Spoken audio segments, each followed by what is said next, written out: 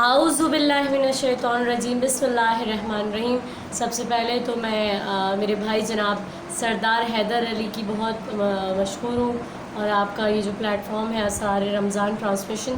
اس کے ساتھ جو ہے وہ آج ضربت ثقلین مولائے کائنات حضرت امیر المومنین علی ابن ابی طالب علیہ السلام، جو کہ میرے مولا مشکل کشا شیر خدا حاجت روا شاہ لافتہ ولی اللہ امیر ممکنات امیر کائنات حلال مشکلات، میرے مولا کی جو ضربت ثقلین ہے، جس کے نبی کی حدیث ہے کہ ضربت علی من یوم الخندق افضل من عبادت الثقلین، جو کائنات کے نبی کی حدیث ہے مولائے کائنات کے لیے کہ علی کی ایک ضرب یوم خندق کے دن ثقلین کی عبادت سے افضل ہے۔ اس کو اگر میں آپ تمام لوگوں کے گوش گزار کروں اور اس کا مفہوم پیش کرنے کی کوشش کروں تو اس کے بیک گراؤنڈ میں ہم جنگ خندق کو دیکھیں گے، جس کو جنگ احزاب بھی کہا جاتا ہے، کہ جب ایک مرتبہ ابو سفیان نے گھیرا کر لیا مدینے کا، اور گھیر لیا تمام کے تمام نبی کے لشکر کو اور آپ کے اصحاب کو، تمام لوگ وہاں پر موجود ہیں، اور جب اس جنگ کا ماحول ہے تو جناب رسول خدا صلی اللہ علیہ وآلہ وسلم محبوب کبریا احمد مصطفیٰ محمد مصطفیٰ اللہ کے حبیب نے مشورہ کرنا شروع کیا تمام لوگوں سے، اور پوچھتے ہیں کہ آپ کوئی حل نکالا جائے کہ کس طرح سے جنگ کی کوئی تدبیر کی جائے کہ ہم ابو سفیان کے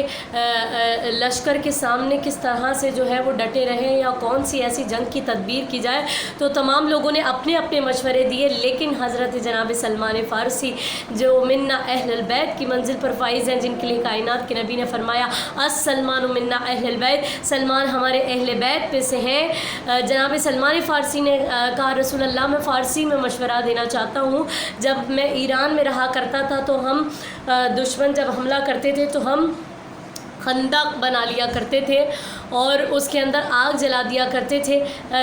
جب دشمن ہمارے قریب آتے تھے تو خندق کے اندر جلی ہوئی آگ دیکھ کر وہ ڈر کر جو ہے وہ چلے جایا کرتے تھے، واپس پلٹ جایا کرتے تھے۔ جناب سلمان فارسی کا مشورہ کائنات کے نبی کو بڑا بھلا لگا اور بہت پسند آیا۔ اب معلوم ہوا سیدہ کے ہاتھ کی پکی ہوئی روٹیوں کا اثر کیا ہوتا ہے، کہ آپ نے کائنات کے نبی کو اتنا بہترین مشورہ دیا اور پھر خندقیں بنا دی گئیں، اور جنگ خندق اسی لیے اس کو کہا جاتا ہے کہ مدینے میں جو ہے وہ خندقیں بنا دی گئیں، اور بنانے والوں میں کسی نے ایک جگہ سے اس ظرف کو جو ہے وہ کم ناپا اور خندق کو چھوٹا کر دیا۔ جب ابو سفیان اور اس کا لشکر وہاں پر پہنچے تو انہوں نے دیکھا کہ جو خندقیں بنی ہوئی ہیں، کافی دیر تک انتظار کیا، پھر عمر ابن عبدود اس نے کہا کہ نہیں میں تو جاؤں گا اور میں جا کر دیکھوں گا۔ جب وہ آیا اس نے مشاہدہ کیا، خندقوں کو دیکھا تو ایک جگہ سے خندق چھوٹی نظر آئی، اس کا جو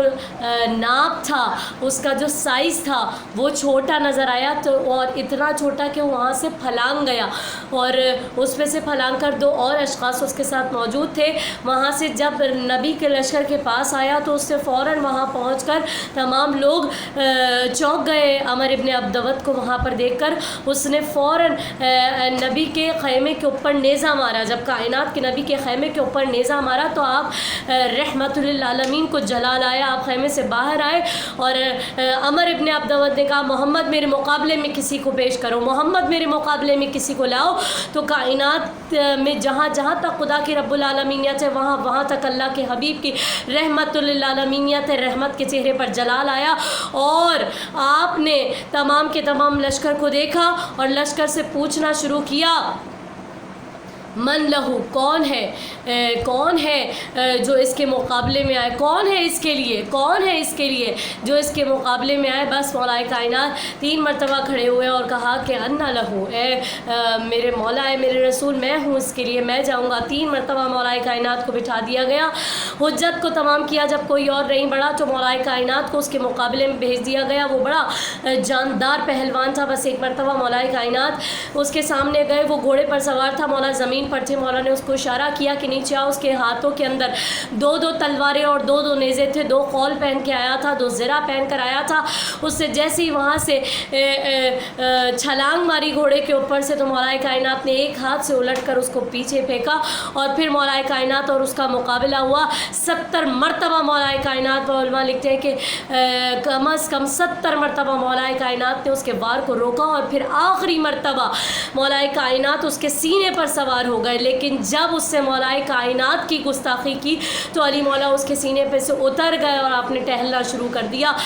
لوگوں نے کہا کہ علی نے تو اس پر قابو پا لیا تھا, اب علی نے اس کو کیوں چھوڑ دیا؟ تو مولا کائنات کا جملہ کہ جب تک میں اس سے جنگ کر رہا تھا تو میں اس سے نبی کی گستاخی کا بدلہ لے رہا تھا, لیکن اب اس سے میری گستاخی کی ہے, اس لیے علی اس کے سینے سے اتر گیا کہ میں اپنے لیے جنگ نہیں کر رہا تھا, میں اللہ کے لیے اور اللہ کے حبیب کی رسالت کے لیے, ان کی نبوت کے لیے اور ان کی محبت کے لیے جنگ کر رہا تھا. اسی لیے کائنات کے نبی نے ارشاد فرمایا کہ ضربت علی من یوم الخندق افضل من عبادت الثقلین. تو مولا کائنات کے وہ 70 وار کہ آپ نے 70 مرتبہ عمر ابن عبدود کی تلوار کو روکا, لیکن وہ ایک ضربت جو مولا کائنات نے اپنی ضرب کو اس کا سر قلم کرتے ہوئے روک لی کہ علی نے جس ضبط کا مظاہرہ کیا, جس طرح سے اپنے نفس امارہ پر قابو پا لیا, اس کو کہتے ہیں ضربت ثقلین کا وارث مولا کائنات مشکل کشا. اور یہ مولا کائنات کی جو ضرب ہے یہ ثقلین کی عبادت سے افضل ہے. آپ یقین کیجئے کہ چھٹے مولا صادق آل محمد عالم آل محمد میرے مولا ارشاد فرماتے ہیں انت من الثقلین, میں جعفر صادق میرا شمار ثقلین میں ہے. یعنی ائمہ کی عبادت بھی اس ثقلین کے اندر شامل ہے. کیا مقام ہوگا اس علی کا کہ جس کی ایک ضربت سارے کے سارے ثقلین کی عبادت سے افضل ہے, جس میں جن اور انس اور تمام کے تمام لوگوں کی عبادت اور خدا کے معصومین تک کی عبادت شامل ہے. کیا کہنے اس ہستی کے لیے جس کے لیے کہا گیا مولا علی شعور بشر فکر ارجمن, ڈالی ہے جس کی سوچ نے افلاک پر کمن, وہ جس کا مرتبہ نبی آدم سے ہے بلند, چھڑکا ہے جس سے موت کے چہرے پہ زہر قند, جو نقطہ عروج فرو اصول ہے بستر پہ سو گیا تو مکمل رسول ہے. ایسا کریم جس کے کرم کی نہ حد ملے, ایسا علیم علم کو جس سے مدد ملے, ایسا سلیم جس میں شعور سمد ملے, ایسا عظیم جس کی ادا میں عہد ملے, اور دنیا و دی میں جس کو وہ نام و لقب ملا, خالق کی بارگاہ سے حیدر لقب ملا, کشور کشائے فکر شجاعت کا باغ پن, صابر سخی کریم رضا جو وہ بت شکن, دل کا سرور جرت و احساس کی بھپن, جس کا وجود قدرت حق کی دلیل ہے, جس کا شعور بوسہ گہے جبرائیل ہے, اور سلطانی بہشت بری کی نوید لی, ایک ضرب سے جہاں کی عبادت خرید لی.